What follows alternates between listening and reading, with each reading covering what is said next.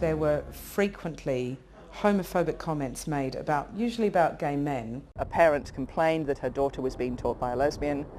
The head decided to send a letter back to the parent saying that she would make sure that as a supply teacher I didn't teach her daughter again. I have two customers at the moment who are both teachers, both working in Catholic schools, and they feel very threatened and in fear of their jobs if they come out. I just said, do you know any gay people? And she said, no, I don't. And I said, well, you're looking at one now. And she said, oh, I always thought you were a bit weird, now I know why. So clearly there is a problem. Although many gay people have good experiences in the workplace, others are still being treated unfairly. The regulations, which came into force in December 2003, made it unlawful to discriminate against workers on the grounds of sexual orientation. But there is a question. How many people know about the law and how well is it understood? Do you know anything about the 2003 anti-discrimination law? Not really. I don't. Is it in England? Yeah. What have they said about it? No, I don't. I didn't know they had one. People in the workplace, such as employers, are not able to discriminate against people because of their sexuality. Not that much, apart from the fact that you cannot discriminate against anybody of their sexual orientation. That's about as much as I know. So what is discrimination and who is covered by the law? We asked Declan O'Dempsey, a barrister practising in employment law, to explain. The sexual orientation regulations cover basically anybody who's discriminated against on the grounds of sexuality. So that will cover heterosexuals, lesbian, gay, bisexuals. Any worker in England, Scotland, Wales will be covered by the legislation. Transgender people are protected by certain amendments to the Sex Discrimination Act and also by the Gender Recognition Act of 2004.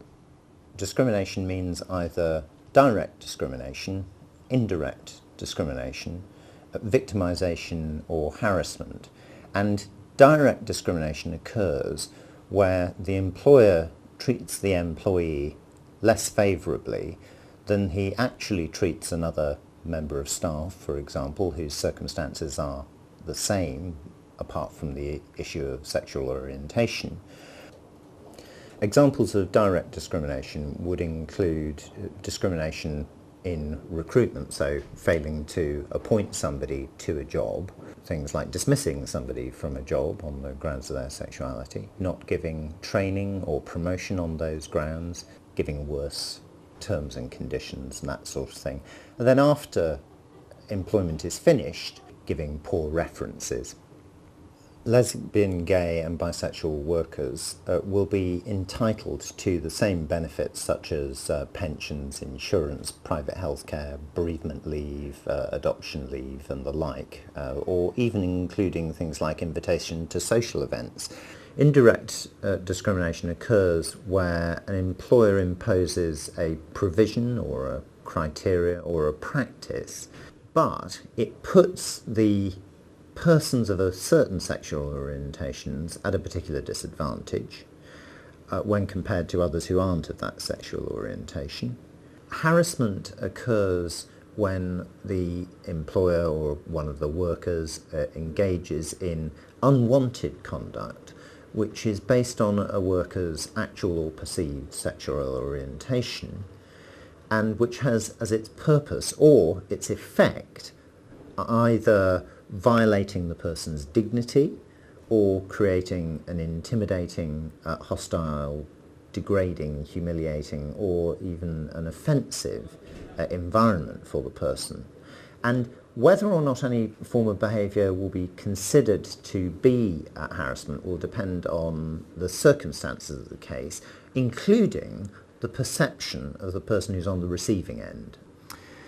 The kinds of things that fall under the concept of harassment could include a particularly offensive one-off jest, for example, like bullying, name-calling. It'll cover things like teasing, and it doesn't necessarily have to be targeted at an individual.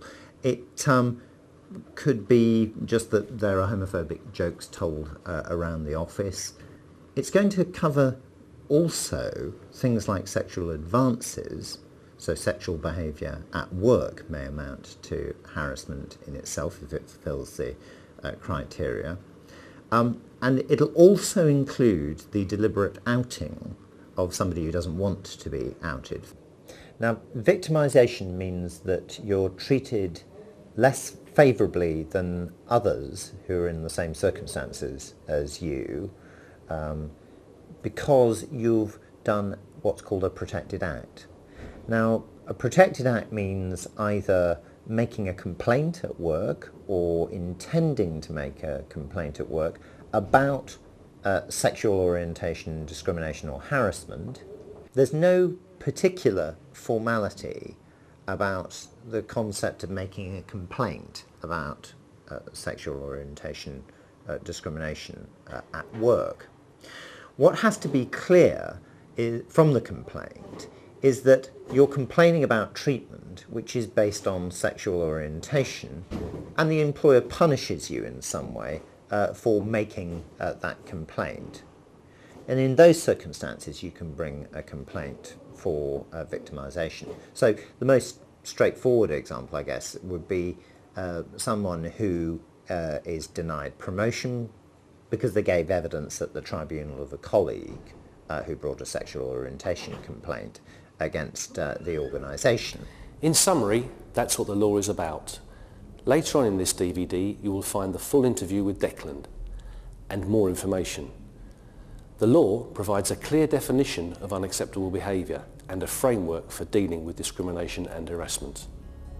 That's never really been the case before. It's been quite hard to prove that one has been discriminated against in the workplace because there hasn't actually been a legal framework to do that. There's been no legal provision. Whereas now, at least that's in place. Lesbian and gay employees will have recourse to the law.